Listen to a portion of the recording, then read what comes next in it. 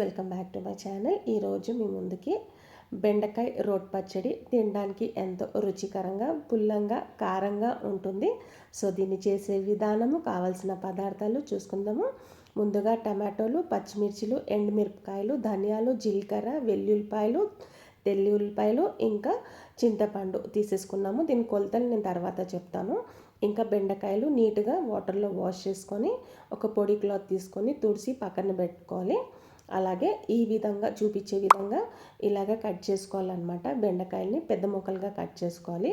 చిన్న ముక్కలుగా కట్ చేసుకోకూడదు. మనము ఫ్రైలోకి డైలీ రెగ్యులర్గా కట్ చేస్తాం కదా, అలా చేయకూడదు. పులుసుకి పెట్టుకుంటాం కదా, అలాగ అన్ని ముక్కలు కూడా బెండకాయ ముక్కలు ఇలాగ కట్ చేసుకోవాలన్నమాట. కట్ చేసుకొని పక్కన పెట్టేసుకోండి.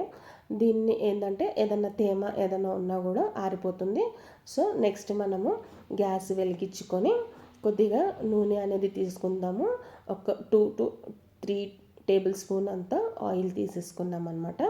దాని తర్వాత ఇవన్నీ కూడా ఇంగ్రీడియంట్స్ ఒక్కొక్కటిగా మనము రోస్ట్ ఫ్రై చేసుకుందాము. సో ఫస్ట్ ఒక 7-8 ఎండుమిరపకాయలు తీసుకున్నాను. దీన్ని నేను తుంచి ఇట్లా మధ్యలో నుంచి తీసుకున్నా, అంటే దాని సీడ్స్ కూడా బాగా ఫ్రై అవుతుంది. సో మన రెసిపీకి ఇలాగా కొద్దిగా పచ్చళ్ళకి కదా, ఆ సీడ్స్ కూడా మంచి ఫ్రై అవుతుంటే చాలా బాగుంటుంది రుచి అనేది.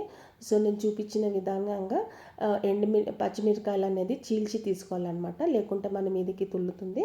సో అన్ని పచ్చిమిర్చిలు కూడా అలాగా స్లిట్ చేసుకొని తీసుకున్నాను. సో ఈ విధంగా ఫ్రై చేసుకోవాలి. గుర్తుంచుకోవాల్సింది ఏంటంటే పొయ్యి అనేది సిమ్లోనే ఉండాలి. గ్యాస్ ఎక్కువ హై ఫ్లేమ్లో పెట్టకూడదు. హై ఫ్లేమ్లో పెడితే ఇవన్నీ కూడా మాడిపోతుంది. సో క్రంచీనెస్ మనకి ఎప్పుడైతే తెలుస్తుందో క్రిస్పీగా, అప్పుడు ఆ టైంలో మనము ఇవన్నీ కూడా తీసేసుకోవాలి. ఇంకా ధనియాలు అనేది మంచి ఫ్రేగ్రెన్స్ వస్తుంది ఫ్రై చేస్తుంటే. అప్పుడు ఇంకా మనకి కరివేపాకులు అనేది కూడా, ఎండుమిరపకాయలు గలగల సౌండ్ వస్తుంది కదా, ఆ టైంలో ఇవన్నీ కూడా తీసేసుకోవాలన్నమాట ఒక ప్లేట్లోకి. గ్యాస్ ఆఫ్ చేసుకొని తీసేసుకోవాలి, ఎందుకంటే తొందరగా అడుగు పట్టేస్తుంది కాబట్టి.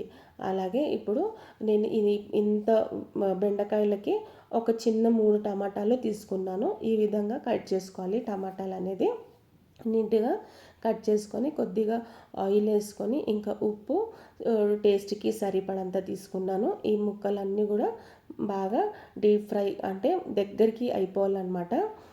బాగా మగ్గాలి, అసలు పచ్చిగా ఉండకూడదు.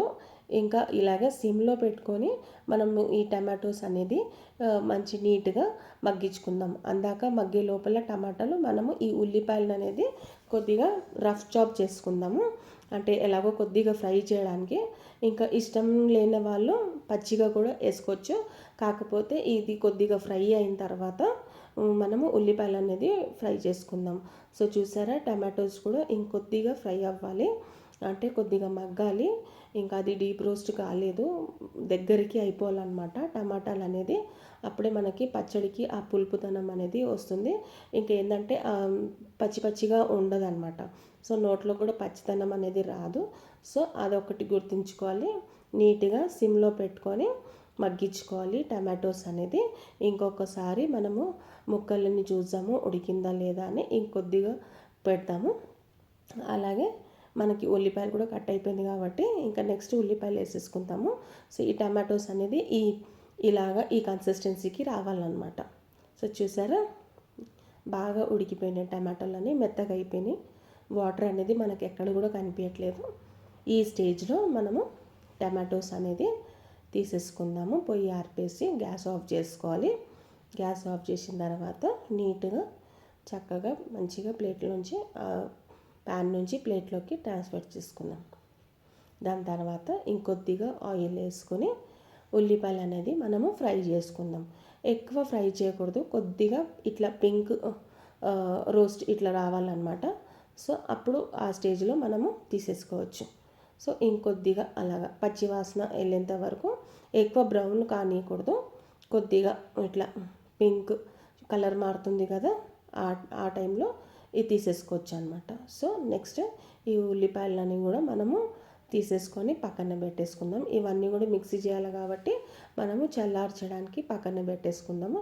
ఇంకొద్దిగా ఆయిల్ వేసుకొని బెండకాయలు ఫ్రై చేయడానికి ఒక 2 to 3 టీ స్పూన్ అంత ఆయిల్ తీసుకుందాము. కొద్దిగా ఎక్కువ ఆయిల్ పడదు. సో ఇవన్నీ కూడా మనము ఈక్వల్గా ముక్కలు కట్ చేసుకున్నాం కాబట్టి మంచిగా నీట్గా ఇవన్నీ కూడా ఫ్రై అయిపోతుంది అనమాట. కొద్దిగా సాల్ట్ వేసుకోవాలి, ఎక్కువ సాల్ట్ వేయకూడదు. తర్వాత మనము లాస్ట్లో కూడా చెక్ చేసి ఉప్పు అనేది మనం యాడ్ చేసుకోవచ్చు. ఎక్కువ ఉప్పు ఇప్పుడే వేసేసుకున్నామంటే ప్రతి దాంట్లోకి తర్వాత ఉప్పు ఎక్కువైందంటే మళ్ళీ మనం ఇంకా దాన్ని ఏం చేయలేము. పచ్చడి అనేది ఇంతగా కష్టపడి చేస్తుంది, మళ్ళీ అవన్నీ కూడా వేస్ట్ అయిపోతుంది. సో కొద్దిగా సాల్ట్ ఎక్కడ మగ్గించడానికి వేయాలో అక్కడే మనము వాడాలి. అలాగే ఈ ముక్కలన్నీ కూడా నీట్గా ఫ్రై అయిపోతుంది అనమాట. సో అన్నీ కూడా ఉడకాలి. ఎక్కువ ఫ్రై అంటే మొత్తము మనము కూరలకి ఫ్రై చేసేటట్టు కాదు, జస్ట్ బెండకాయలు ఉడికిందంటే అంతవరకు మనం పెట్టేసుకొని పక్కన తీసేసుకోవచ్చు అనమాట. సో ఇంకొద్దిగా దీన్ని ఫ్రై అవ్వనివ్వాలి. ఈ పచ్చడి అనేది చాలా బాగుంటుంది, రుచికరంగా ఉంటుంది. మనం దోశల్లో కానీ ఇడ్లీకి చపాతీలోకి అన్నిట్లోకి వాడుకోవచ్చు. ఈ బెండకాయ పచ్చడి అనేది చాలా రుచిగా ఉంటుంది. సో అది పక్కన మనం మగ్గించుకున్న తర్వాత ఇక్కడ ఈ అన్నీ కూడా చల్లారినాయి అనమాట. సో ఎక్కువ పౌడర్ చేయకూడదు, జస్ట్ కచ్చా పచ్చగా ఉట్టి ఒక్కసారి అలా మిక్సీ ఆన్ చేసి ఆఫ్ చేసుకోవాలి. ఎందుకంటే మనకి ఇంకా 2-3 సార్లు కూడా మిక్సీ వేయాల్సి వస్తుంది. సో ఫస్ట్ మనము అలాగా ఒక 2 తిప్పులు తిప్పేసిన తర్వాత నెక్స్ట్ మనము టమాటోస్ బాగా మగ్గిపోయాయి కదా, ఒక్కసారి కలిపేసుకొని దీన్ని కూడా మనము మిక్సీ చేసుకుందాం. సో చూసారా అలాగా వచ్చిందనమాట. నెక్స్ట్ మనము ఈ బెండకాయలు చూసుకుందాము.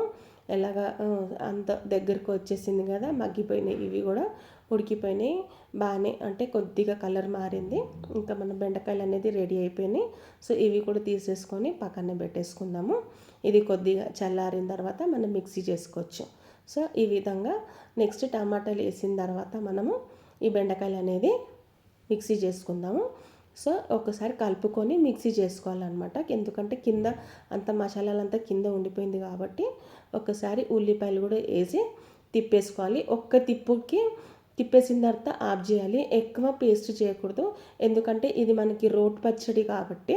సో మనం రోట్లో వేయకుండా మిక్సీ జార్లో మనం మిక్సీ చేసుకున్నా కూడా అదే ఫీలింగ్, అదే కన్సిస్టెన్సీ అనేది రావాలి అనమాట. సో అలాగా ఉల్లిపాయలు అనేది కచ్చపచ్చ మనకు అనిపిస్తుంటే వేడి వేడి అన్నంలోకి చాలా బాగుంటుంది. ఆ ముక్కలు అనేది మనకి నోటుకు తగులుతా ఈ పచ్చడి అనేది పులుపు కారం అనేది చాలా సూపర్ టేస్ట్ ఉంటుంది అనమాట. చాలా టేస్టీగా ఉంటుంది. జ్వరం వచ్చిన వాళ్ళకి, బాగాలేని వాళ్ళకి ఇంకా ఈ పచ్చడి అనేది మనకి నోటికి చాలా రుచికరంగా ఉంటుంది. కొద్దిగా తినేవాళ్ళు ఇంకా ఎక్కువ తింటారు. ఇంకా ఇది ట్రై చేయండి ఖచ్చితంగా. సో చూపించిన విధానంగా కొన్ని చిట్కాలు పాటిస్తూ ట్రై చేయండి, చాలా బాగుంటుంది. సో షేర్ చేయండి, సబ్స్క్రైబ్ చేయండి. ఇప్పటివరకు ఎవరైతే సబ్స్క్రైబ్ చేయాలో నా ఛానల్ని సబ్స్క్రైబ్ చేయండి. ఇలాంటి ఇంకా వెరైటీస్ ఆఫ్ పచ్చడి మన ఛానల్లో ఉంటుంది. Thanks for watching my channel. Have a great day. Bye.